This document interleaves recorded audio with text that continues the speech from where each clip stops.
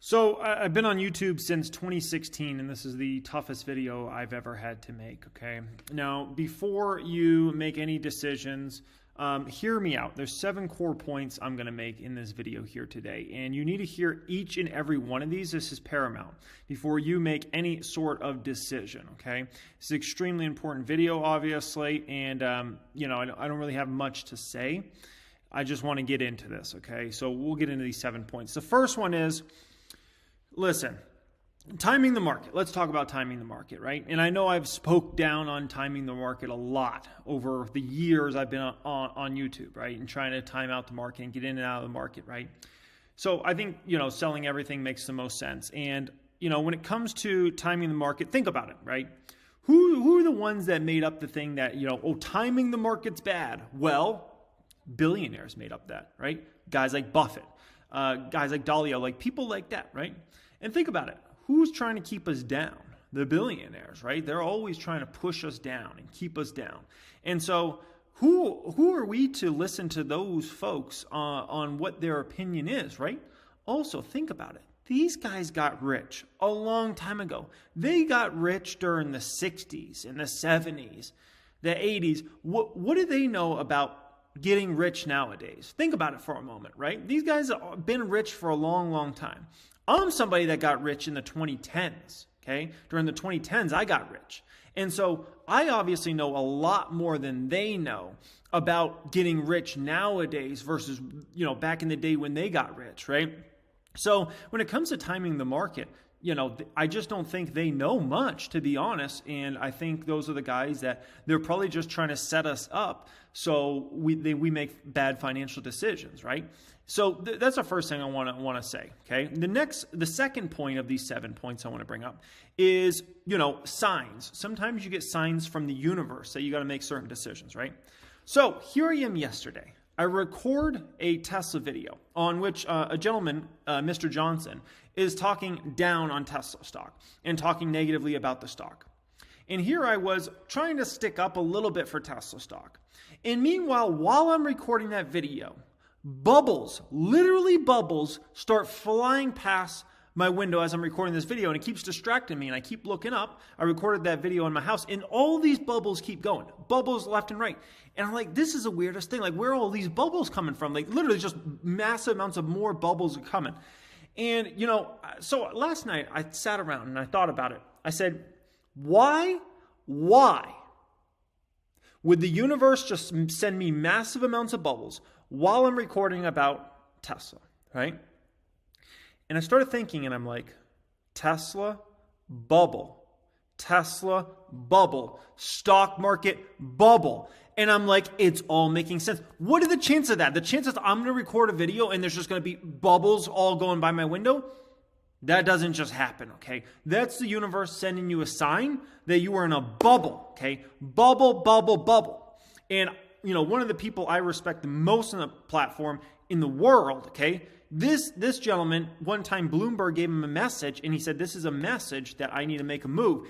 And I thought, this is my message. I don't have the Bloomberg terminal like that gentleman does, but you know what I do have? A flipping flapjack and window. And when I see all those bubbles coming out of nowhere, you put these things together and it's like, Tesla bubble, stock market bubble, okay? That, we can get into the metrics and all those sorts of things, but at the end of the day, sometimes the universe is going to send you a signal, okay? Number 3, I'll just be honest, and I think you guys have seen it, the pressure of YouTube's too much.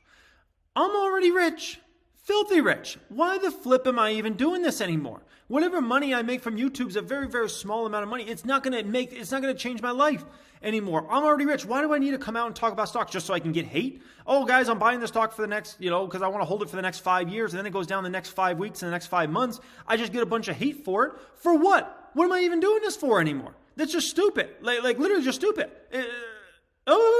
Like, what am I doing anymore? And so I was thinking about this, and I'm like, why even come out? Why even make videos about stocks I'm buying and things like that? If they go down, I'm just going to get hate. And if they go up, they're just going to say I got lucky. So it's like, okay, they can go down. I can get massive amounts of hate for that, right? Or they go up, and then we're in the situation where, yeah, they went up, but then they just say I'm lucky. Oh, you just got lucky with that stock. Oh, you're just lucky. But if it goes down, I get, hey, so it's like, there's no winning for me. And so I'm like, why even do this anymore? Many, many years ago, it was like, cool, I made a good amount of money from this, right? Now, if you already got so much, it's like, who cares anymore?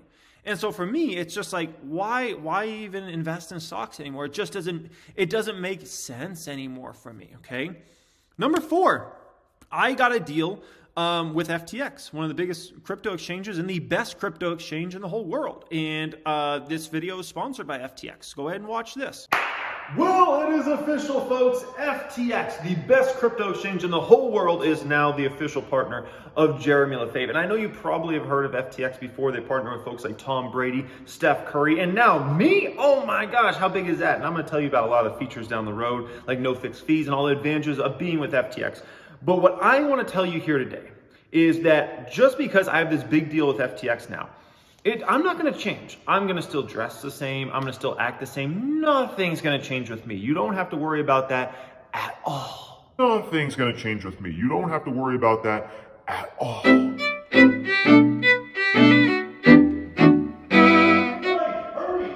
it's an emergency.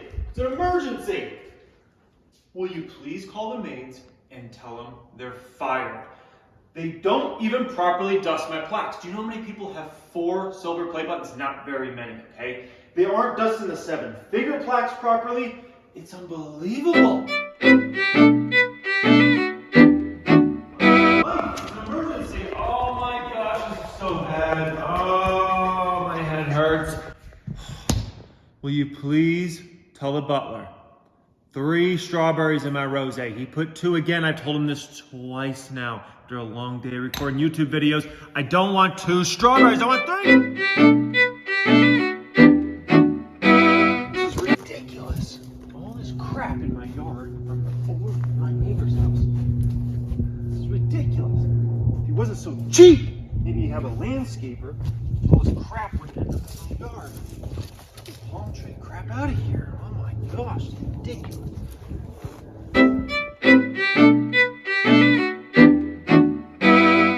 That's what I told him. I said, bro, I'm drinking rosé with 3 strawberries in it. You can't play with me like that. Dude, that's how I made 7 ETH off that. I made 7 ETH like it was nothing. I flipped that baby into Doge, flipped the Doge over into some NFTs. They can't play with me like that. Yes. Yeah, and it's like, bro, you know who you're talking to? You know how many Bitcoin I have? I'm what they call a Bitcoin millionaire. Nothing's going to change with me. You don't have to worry about that at all.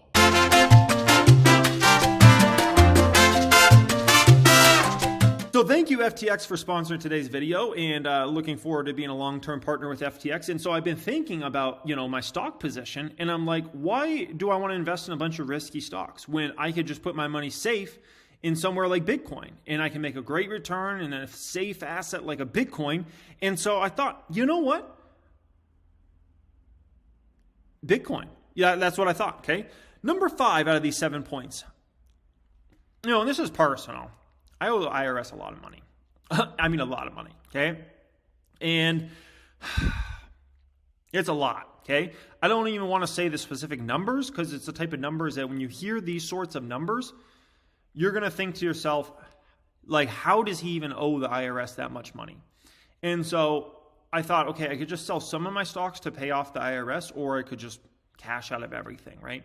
And so that's what led me to just kind of like make that sort of decision. Because you got to understand, the IRS, if you owe them massive amounts of money, boy, you can be in a lot of trouble. And I mean a lot of deep trouble, okay?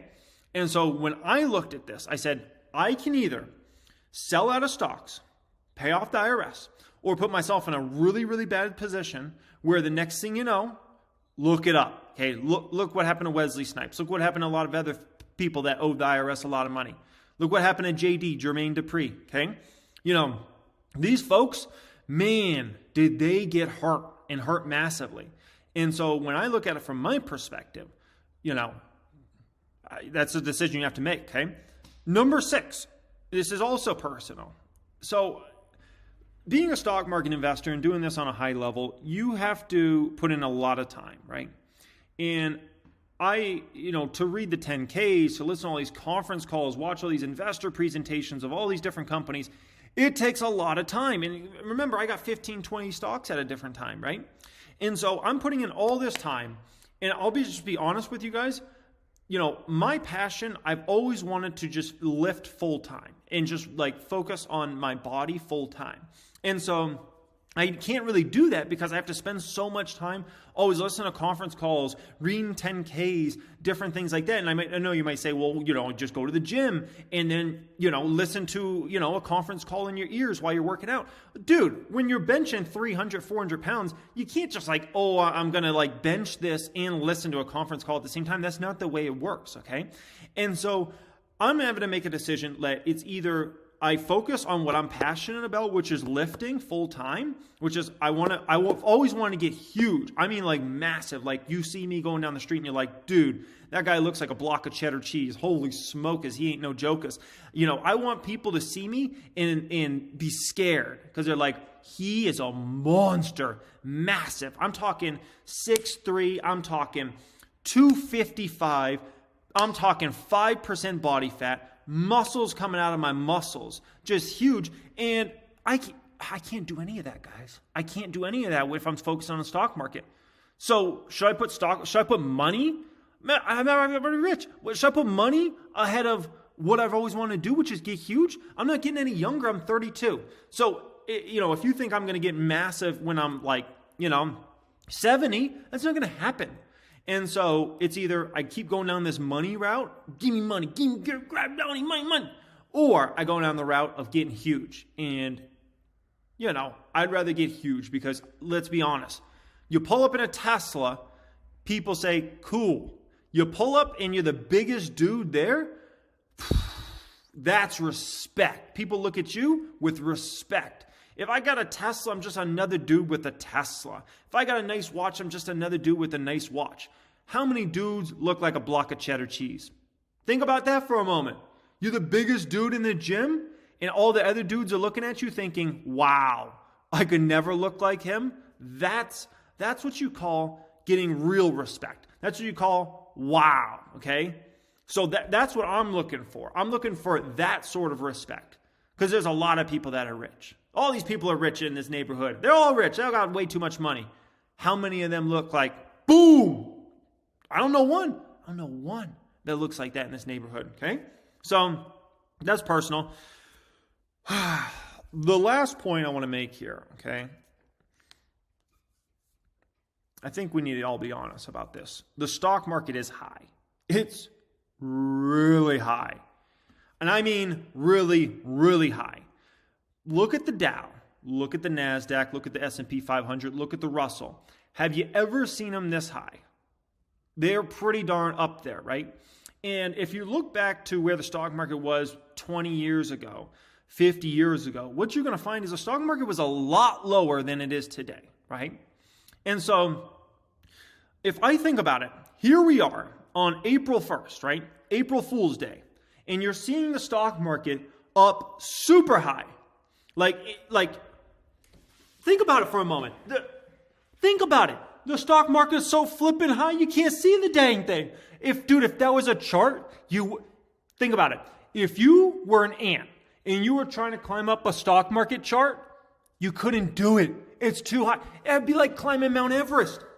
Think about this for a moment. These are the sorts of things that people don't even think about when it comes to stock market investment. You have to consider this. I don't care who you are. I don't care if you're a trader, an investor. The stock market is high. And think about it. If you climb a mountain, what do you have to do? You have to come down. And if you don't come down, you die. So you have to come down the mountain, which means, think about this. Just think about it for a moment. You climb the mountain, the stock market chart, get ready to come down. And when you come down, you can either come down slow or you can come down fast. But we know you got to come down, right? And so here we are on April 1st, on April Fool's Day, right? And I'm talking about selling it all. And I'm thinking to myself, that might be, what we have to do because we're high and we need to come down. And so if anybody thinks out there here on April 1st, on April Fool's Day, that it's a great idea to be a buyer of stocks, I say to myself, I say, why? Why? Why on April Fool's Day do I have to make a dang video like this? Oh my goodness, guys. I don't know how I just kept it together. Yes, this is an April Fool's joke. I had to do it. Okay? I try to do one every year. I don't know how I kept a straight face for the whole video. That was maybe the best acting I've ever done right there. I think I'm gonna be next president of the United States with that sort of acting. Anyways, guys, thanks for joining me. Please don't hate me, and if you do hate me, that's fine as well. Okay, respect to all. Much love. I had to do it. Have a great day. Peace.